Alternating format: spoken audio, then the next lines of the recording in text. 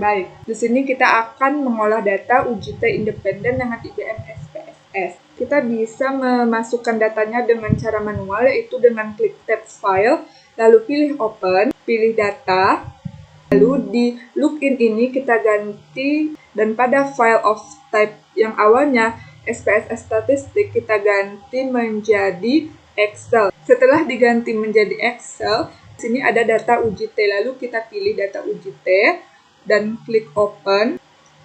Setelah itu klik OK. Nah, di sini kita bisa melihat datanya sudah ada di SPSS kita. Lalu kita rapikan. Nah, pada variabel jenis kelamin ini, kodenya masih berupa huruf dan kita harus menggantinya ke angka. Jadi, caranya yaitu dengan klik tab transform, lalu klik record into same variable, lalu variabel jenis kelamin ini kita pindahkan ke sini, lalu klik Alt and New Values, lalu dari yang awalnya dengan kode L, kita ganti menjadi kode 1, lalu klik Add. Untuk kode P, kita ganti menjadi angka 2, lalu di Add. Nah, setelah itu pilih Continue, lalu klik OK. Nah, data yang awalnya dengan kode P dan L sekarang sudah diganti dengan 2 dan angka 1. Nah, lalu kita pindahkan dari data view ke variabel view. Untuk variabel jenis kelamin, tab-nya masih string. Kita harus menggantinya ke numerik. Klik OK. Nah, pada variabel jenis kelamin, untuk measure-nya kita ganti menjadi scale juga. Lalu kita pindahkan lagi ke data view. Untuk mengolah datanya, kita klik tab Analyze, lalu pilih Descriptive Statistik dan Frekuensi. Lalu yang pertama kita akan mengolah data variabel jenis kelamin. Kita klik, lalu pindahkan dan pilih Statistik, lalu pilih mean, median, modus, sum, STD deviation, minimum, dan maksimum. Lalu klik Continue, lalu kita pilih Chart, dan kita pilih Pie Chart, lalu klik Continue, lalu kita klik OK. Nah, berdasarkan tabel statistik ini, kita bisa mengetahui bahwa jumlah responden yang valid itu ada sebanyak 49 responden dan tidak ada data yang kosong atau missing. Nilai mean-nya sebesar 1,43, nilai mediannya sebesar 1,00, dan nilai modus atau nilai yang paling sering munculnya yaitu 1, yang menyatakan bahwa 49 responden ini mayoritasnya adalah laki-laki dengan kode 1. Nah, untuk tabel frekuensi ini kita bisa melihat bahwa kode 1 atau laki-laki itu ada sebanyak 28 orang responden dengan persentase 57,1%. Untuk kode 2 atau perempuan ada sebanyak 21 orang dengan persentase 42,9%. Dengan total frekuensi atau total responden yaitu 49 dengan persentase 100%. Nah, di sini kita juga bisa melihat diagram lingkarannya. Nah, selanjutnya klik lagi Analyze, lalu pilih Descriptive Statistik dan Frekuensi. Kita klik variabel jenis kelamin dan kita pindahkan lagi. Setelah itu kita akan mencoba mengolah data nilai statistik metode Student Center.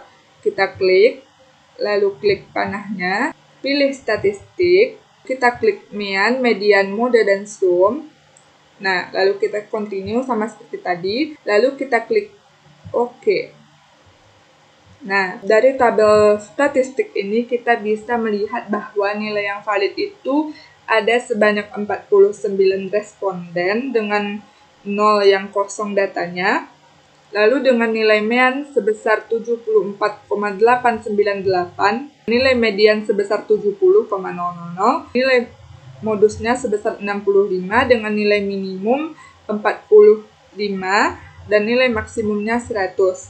Nah, pada tabel frekuensi metode Student Center ini kita bisa melihat bahwa nilai 45 frekuensinya 4 dengan persentase 8,2, nilai 60 frekuensinya 7 dengan persentase 14,3, nilai 66 frekuensinya 8 dengan persentase 16,3. Nilai 70, frekuensinya 6 dengan persentase 12,2. Nilai 80, frekuensinya 8 dengan persentase 16,3. Nilai 85, frekuensinya 4 dengan persentase 8,2. Nilai 90 dengan frekuensi 5, persentase 10,2. Dan nilai 100, frekuensinya 7 dengan persentase 14,3. Total keseluruhannya adalah 49 dengan persentase 100. Di sini kita bisa melihat diagram lingkarannya. Lalu kita klik lagi Analyze, pilih Descriptive Statistik, dan pilih Frekuensi. Klik variabel metode dan center tadi, klik panah. Untuk mengolah data nilai statistik metode teacher center ini, kita bisa klik, lalu klik panah, dan klik OK. Nah, di sini kita juga bisa melihat tabelnya. Di sini pada tabel statistik metode teacher center ini, nilai yang validnya itu sebanyak 49 dengan no data kosong, nilai mean sebesar 74,082, nilai median sebesar 75,000, nilai modus sebesar 80, nilai minimum 55, dan nilai maksimum 100. Pada tabel frekuensi ini, kita bisa melihat nilai 55 itu frekuensinya 6 dengan persentase 12,2. Nilai 60 frekuensinya 6 dengan persentase 12,2. Nilai 70 frekuensinya 8 dengan persentase 16,3. Nilai 75 frekuensinya 8 dengan persentase 16,3. Nilai 80 frekuensinya 16 dengan persentase 32,7. Dan nilai 100 frekuensinya 5 dengan persentase 10.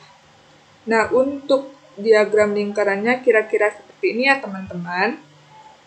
Oke, terima kasih. Sampai jumpa di video pembelajaran berikutnya.